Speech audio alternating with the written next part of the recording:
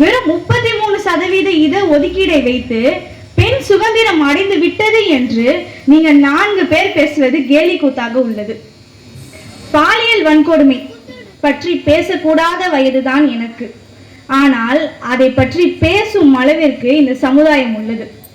ஒரு பெண் இரவில் தனியாக வெளியே சென்று வர முடியுமா என்பது கூட நான் கேட்கவில்லை. பகல் நேரங்களில், அதுவும் பள்ளிக்கூடங்களில் இன்று நடக்கும் அவலங்கள் நாம் செய்தியில் கேட்கின்றோம். இதில் பெண் சுதந்திரம் அடைந்து விட்டது என்று பேச ஒரு கூட்டம். நடுவருக்கு தெரியாதா என்ன பொய் புலமைக்கு ஆகாது என்று? எது பெண் சுதந்திரம்? அவள் கைகளில் விலங்கை அவிழ்த்து சமையலறையில் அவள் கால்களை விலங்கிட செய்வதா? அவளுக்கு பட்டப்படிப்பை கொடுத்து 4 செவற்றுக்குள் அரசால வைப்பதா?